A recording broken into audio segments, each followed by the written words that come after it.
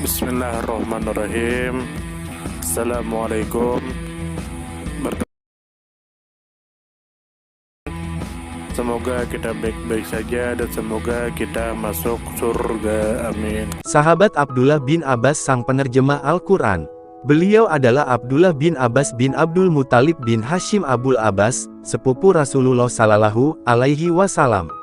Ibunya adalah Lubabah binti Al-Harits bin Hazan bin Bajiyah bin Al-Hazim bin Rubiyah bin Abdullah bin Hilal bin Amir bin Sasa'a Al-Hilali. Beliau dijuluki Al-Habru Tinta dan Al-Bahru Laut, karena pengetahuannya yang banyak dan pemahamannya yang tajam. Beliau adalah tinta umat dan cendekiawannya, beliau adalah lisan bangsa dan juru bicaranya, beliau adalah cerminan cemerlang kenabian. Dialah orang yang didoakan dengan lisan sang pembawa risalah, pahamkan dia tentang agama dan ajarkan kepadanya ta'wil. Dialah turjuman Al-Quran atau sang penerjemah Al-Quran. Abdullah bin Abbas dilahirkan ketika Bani Hashim diboikot di tahun ketiga sebelum hijrah. Ada yang mengatakan pada 5 tahun sebelumnya, namun pendapat pertama lebih valid karena lebih mendekati apa yang diriwayatkan dalam Sahihain darinya. Saya pergi untuk sebuah tugas dengan mengendarai seekor keledai betina. Ketika itu aku baru saja mencapai usia baligh. Ketika itu Rasulullah Sallallahu Alaihi Wasallam sedang salat di Mina tanpa menghadap ke tembok dan aku lewat di depan beliau pada sebagian saf beliau. Lalu aku melepaskan keledai itu supaya mencari rumput sendiri sedangkan akan masuk ke saf beliau dan beliau tidak menegur perbuatanku. Hadis riwayat Bukhari 76 dan Muslim 504. Disebutkan dalam Sahih Imam Bukhari 6299 dari Sa'id bin Jubair, dia berkata bahwa Ibnu Abbas ditanya, "Seperti siapa kamu ketika Nabi Sallallahu Alaihi Wasallam wafat?" Beliau menjawab, "Aku ketika itu sudah disunat." Beliau berkomentar, "Mereka tidak menyunat seorang pria sampai dia masuk akil baligh." Disebutkan juga dalam Musnad Imam Ahmad 3125 dari Sa'id bin Jubair dari Ibnu Abbas, beliau berkata yang artinya, "Aku telah mempelajari muhkam pada masa Rasulullah Sallallahu Alaihi Wasallam. Kemudian Nabi Sallallahu Alaihi Wasallam mangkat ketika aku masih seorang anak berusia 10 tahun. Lalu dia perawi berkata, aku berkata kepadanya, apakah muhkam itu? Dia menjawab, surah-surah mufassal. Al-Arnaud berkata, sanadnya sahih menurut syarat Syekhain. Nabi Sallallahu Alaihi Wasallam pernah mendoakan kebaikan untuknya agar Allah memahamkan baginya ilmu agama dan mengajarkan kepadanya tafsir Al-Quran. Beliau berdoa, ya Allah, pahamkan dia ilmu agama dan ajarkan kepadanya ta'wil tafsir Al-Quran. Hadis riwayat Bukhari 143 dan hadis riwayat Muslim 2477, dan Imam Ahmad 2397. Beliau Sallallahu Alaihi Wasallam juga meminta kepada Allah agar memberikan hikmah kepadanya. Diriwayatkan dari Ikrimah bahwa Ibnu Abbas berkata, Nabi Sallallahu Alaihi Wasallam memelukku ke dada beliau lalu berdoa, ya Allah, ajarkan hikmah kepadanya.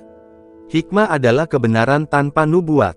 Hadis riwayat Bukhari 3756. Sayyidina Umar bin Khattab sering mendekatinya dan bertanya kepadanya serta membawanya bertemu para sesepuh perang Badar untuk menunjukkan kepada mereka pengetahuan dan pemahamannya. Sahabat Abdullah bin Abbas adalah orang yang langsung memiliki jawaban dan memiliki wajah yang berseri dan rona yang cemerlang. Rambutnya menjuntai sampai ke daun telinga yang diwarnai dengan inai. Perawakannya putih tinggi kekuning-kuningan, kekar, dan tampan. Pengetahuannya berlimpah dan pengalamannya banyak. Orang bodoh akan tampil disebabkan ilmu dan hikmah darinya dan orang lapar akan kenyang disebabkan roti dan hidangan darinya. Beliau wafat di Taif pada tahun 68 Hijriah. Para ulama berselisih pendapat tentang usianya, ada yang mengatakan 71, 72, atau 74 tahun. Akan tetapi, pendapat pertama adalah pendapat yang kuat. Sekarang masuk ke pengaruh doa Nabi Sallallahu Alaihi Wasallam untuk Abdullah bin Abbas. Tidak bisa diragukan lagi bahwa doa Nabi Sallallahu Alaihi Wasallam untuk Ibnu Abbas agar Allah memberikan hikmah kepadanya, memahamkannya ilmu agama, dan mengajarinya tafsir menjadi pengaruh terbesar terhadap kehidupan Ibnu Abbas terhadap pembentukan karakternya yang beriman, berilmu, dan berakhlak mulia, dan terhadap semangatnya dalam menuntut ilmu dan memahaminya dengan pemahaman yang benar. Meskipun demikian, tidak berarti bahwa Ibnu Abbas kemudian duduk bergantung pada doa Nabi Sallallahu Alaihi Wasallam tersebut. Ia berjuang dalam mengumpulkan ilmu dan menuntutnya serta dalam memahami agama Allah Azza wa Jalla dengan segala kekuatan, semangat, kesabaran, dan tekad yang dimilikinya. Dia mulai belajar dengan terus membersamai Nabi Sallallahu Alaihi Wasallam sejak kukunya masih lunak hingga beliau wafat Sallallahu Alaihi Wasallam. Ketika Nabi Sallallahu Alaihi Wasallam mangkat, dia beralih menemui para sahabat-sahabat senior beliau hingga dia tidur berbantalkan ridanya semacam kain luar yang dipakai di atas baju di depan pintu salah satu dari mereka demi mendengar satu hadis darinya. Diriwayatkan dari Abdullah bin Abbas bahwa ketika Nabi Sallallahu Alaihi Wasallam wafat, aku berkata kepada salah seorang Ansar, ayo kita pergi dan bertanya kepada para sahabat Nabi Sallallahu Alaihi Wasallam tentang hadis Rasulullah Sallallahu Alaihi Wasallam, karena mereka banyak sekali. Pria tersebut berkata, aku heran padamu, wahai Ibnu Abbas. Apakah kamu berpikir bahwa orang-orang akan membutuhkan kamu padahal di bumi ini kamu masih melihat para sahabat Rasulullah? Beliau berkata, lalu dia meninggalkannya. Kemudian aku mengabdikan diri untuk bertanya dan mencari para sahabat Nabi Sallallahu Alaihi Wasallam. Pernah suatu ketika aku mendengar kabar tentang seseorang yang mendengar hadis dari Nabi Sallallahu Alaihi Wasallam, maka aku mendatanginya. Dia berkata, lalu aku jadikan ridaku sebagai bantal di depan pintunya hingga angin bertiup di wajahku, sampai dia keluar. Dia lalu berkata, apa yang membuat engkau ke sini, wahai sepupu Rasulullah? Aku berkata, saya telah mendengar kabar bahwa Anda menyampaikan suatu hadis dari Nabi Sallallahu Alaihi Wasallam dan aku ingin mendengarnya dari Anda. Dia berkata, mengapa engkau tidak mengutus seseorang kepadaku sehingga aku bisa datang menemui engkau? Saya menjawab, aku yang lebih layak menemui Anda. Lelaki Ansar tadi di kemudian hari berjumpa denganku ketika orang-orang bertanya kepadaku, lalu dia berkata, engkau sekarang lebih cerdas daripada saya.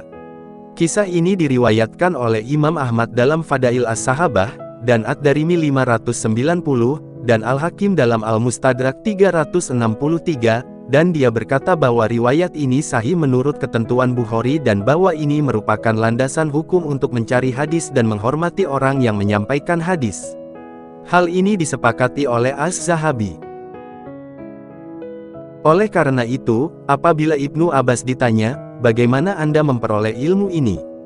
Dia menjawab, dengan lisan yang gemar bertanya dan hati yang selalu menganalisa.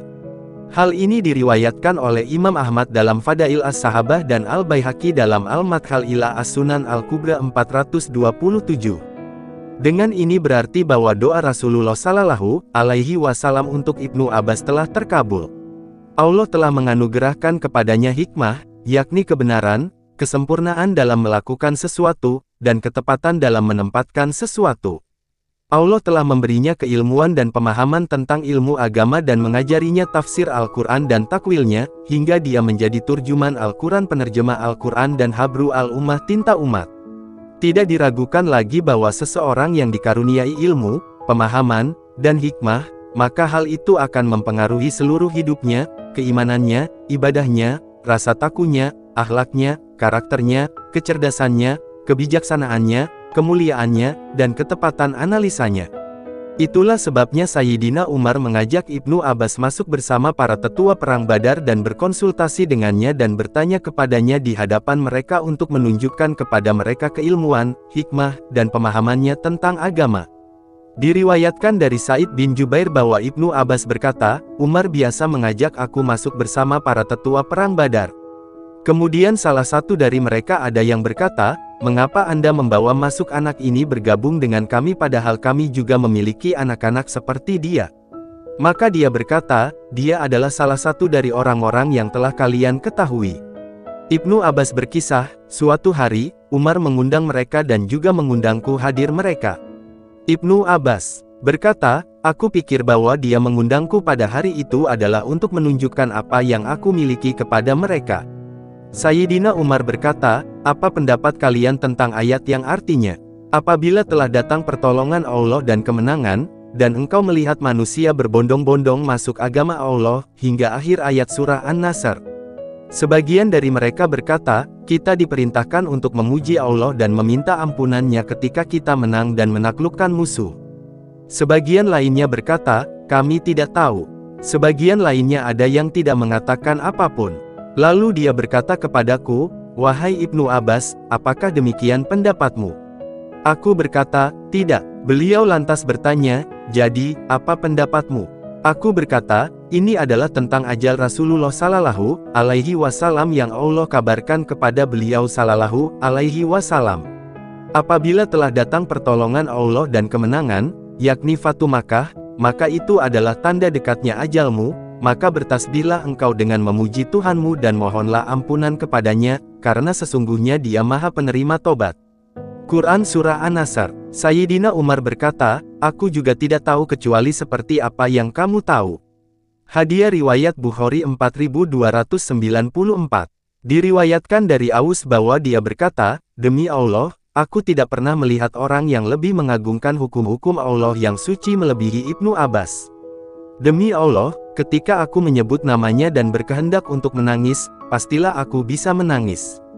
Hal ini diriwayatkan oleh Imam Ahmad dalam Fadail As-Sahabah. Itulah sekilas pandang dan sekadar tetesan dari melimpahnya tinta pemimpin ini, karena sebenarnya kisah hidup dan keutamaannya ada banyak. Momen-momen hidupnya bersama Nabi Sallallahu Alaihi Wasallam dan para sahabat beliau tidak akan cukup disebutkan di kesempatan ini. Allah yang lebih mengetahui. Sumber 1. https://kisahmuslim.com/7639 _biografi _ringkas Abdullah bin Abbas.html 2. https://islamka.info_ar_answers_330016 PDF sumber artikel.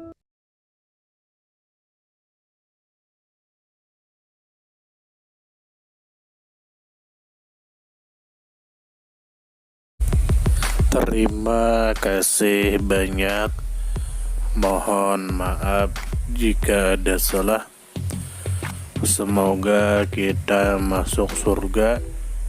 Semoga kita semua disehatkan badan, dilancarkan rezeki, dikabulkan segala hajat. Terima kasih banyak. Sampai bertemu di pertemuan selanjutnya. Salam damai. Terima kasih, semoga kita baik-baik saja. Mohon maaf. Terima kasih, semoga kita baik-baik saja. Mohon maaf.